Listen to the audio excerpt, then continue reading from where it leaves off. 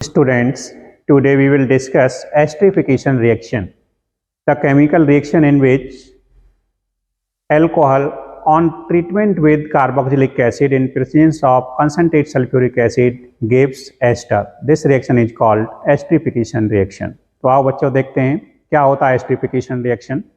Esterification when alcohol is treated with carboxylic acid. alcohol को carboxylic acid से treat किया जाए in presence of either acid और base as a catalyst, then the ester is form. This is called esterification reaction. Alcohol on treatment with carboxylic acid either in the presence of acid और base as catalyst to form ester. This is called esterification reaction. Alcohol acid के साथ react करे acid या base की presence में और हमें ester obtained हो जाए, इस रिएक्शन को हम एस्टरिफिकेशन रिएक्शन कहते हैं. आओ देखते हैं.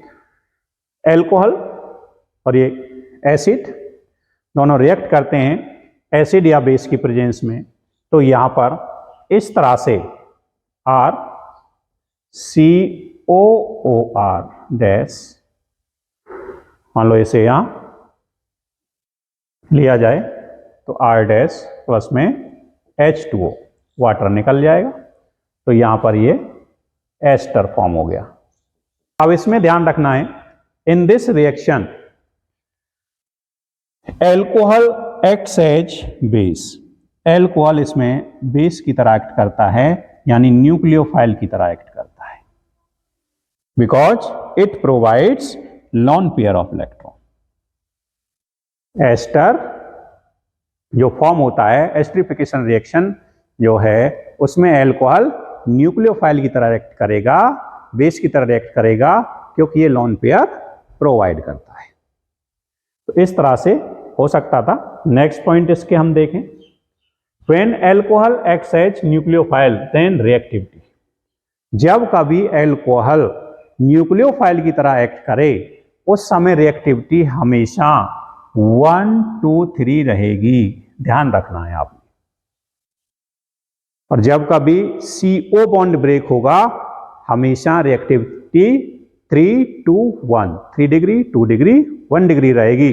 लेकिन इस केस में जब न्यूक्लियोफाइल की तरह काम करेगा, बेस की तरह काम करेगा, तो आपने ध्यान रखना है रिएक्टिविटी 1 डिग्री, 2 डिग्री, 3 डिग्री, इस तरह से ध्यान रहता है.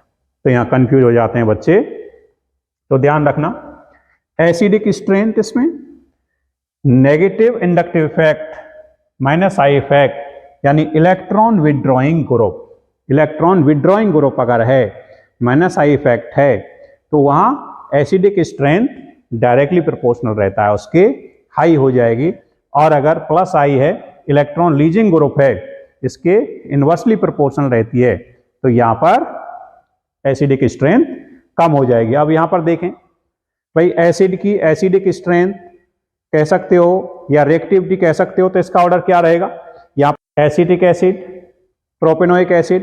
अब यहां पर इसके एल्काइल ग्रुप बढ़ता चला जा रहा है, यानी प्लस I इफेक्ट बढ़ता जा रहा है, इसलिए इसकी एसिडिक स्ट्रेंथ डिक्रीज हो जाएगी. तो एसिडिक स्ट्रेंथ अगर देखें, एसिडिक स्ट्रेंथ या फिर रिएक्टिविटी, तो क्या हो जाएगा, जब इधर प्लस I इफेक्ट बढ़ता हुआ जाएगा तो इसकी रिएक्टिविटी डिक्रीज हो जाएगी. एसिडिक स्ट्रेंथ और रिएक्टिविटी का ऑर्डर. यहां पर अगर हम देखें तो यहां पर fluorine minus I effect, Cl, Br, I और यहां पर H.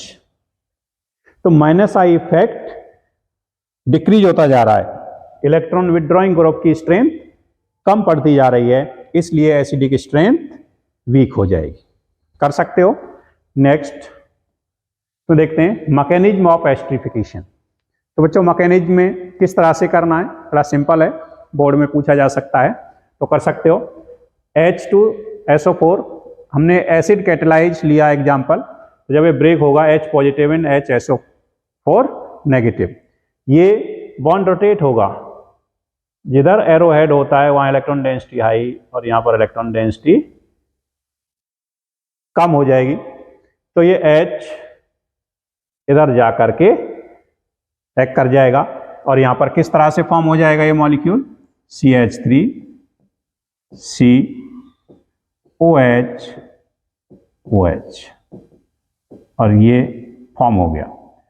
अब यहां पर जो बेस हम लेंगे, मान लो ये ले लिया CH3OH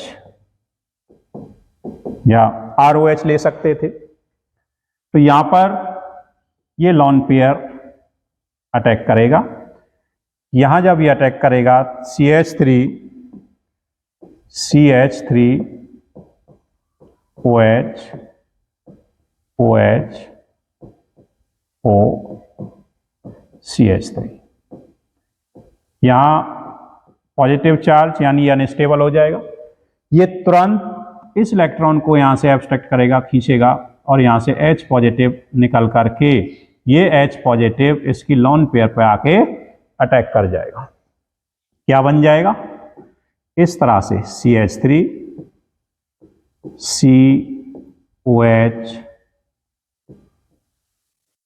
H H, तो यहां पॉजिटिव आ गया यानी अब ये अनस्टेबल हो जाएगा।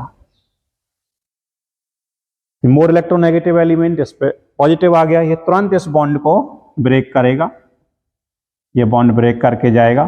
तो इस तरह से यहाँ H2O निकल गया, यहाँ पर ये मॉलिक्यूल फॉर्म हो जाएगा CH3C positive OH O CH3 बन गया। नेक्स्ट स्टेप में ये बॉन्ड यहाँ आ जाएगा और जो H पॉजिटिव यहाँ से निकल जाएगा, तो माइनस H पॉजिटिव और ये मॉलिक्यूल इस तरह से CH3CO CH3, तो ये एस्टर फॉर्म हो गया, एस्टर बन जाएगा। और ये H लास्ट में H positive plus HSO4 negative, ये फिर से H2SO4 फॉर्म हो जाएगा। तो इस तरह से हम एस्टरिफिकेशन का मैकेनिज्म कर सकते हैं। तो आप देखते हैं इस पर बेस्ड क्वेश्चन किस तरह से आते हैं। जेईई मेंस 2023 में आया हुआ question, in a reaction X and Y respectively are, X और Y रिएजेंट क्या होंगे, ये रिएक्टेंट है। तो यहां पर अगर हम देखें एसिड, और यहां क्या फॉर्म हो गया, एस्टर फॉर्म हो गया।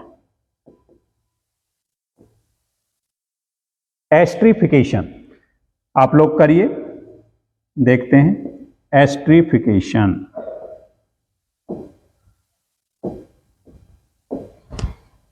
हो गया, यहां पर COCH3 एसाइलेशन यानी ये बॉन्ड हो गया, तो यहां एसाइलेशन हो गया। अब देखिए reactant acid anhydride acidic medium acylation करा देगा, तो ये हो जाएगा।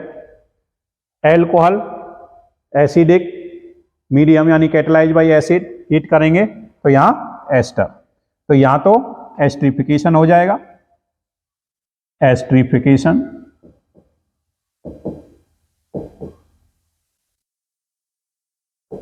और यहां पर एसाइलेशन हो जाएगा। उसने कहा है X एंड Y रेस्पेक्टिवली, तो X ये हो जाएगा और Y ये हो जाएगा। आप लोगों ने कर लिया होगा, इसलिए इसका आंसर फर्स्ट। यहां दोनों ही मॉलिक्यूल एसाइलेशन या दोनों ही एस्ट्रिफिकेशन, तो इस तरह से इसका आंसर फर्स्ट हो जाएगा। आप लोगों ने कर लिया होगा। नेक्स्ट क्वेश्चन देखते हैं, match list first with list second, NEET 2021 का क्वेश्चन है भाई। COHCl एनहाइड्रस ElCl3, तो क्या हो जाएगा गेटरमैन कोच रिएक्शन हो जाएगा, तो गेटरमैन कोच रिएक्शन सेकेंड, तो इसलिए इसमें सेकेंड आ गया। RCOCH3NOX हेलोफॉर्म रिएक्शन, तो haloform third. Next RCH2COH X2 red phosphorus H2O, तो ये आपने पढ़ा है। Hell Volhard Zelinsky reaction HBZ reaction.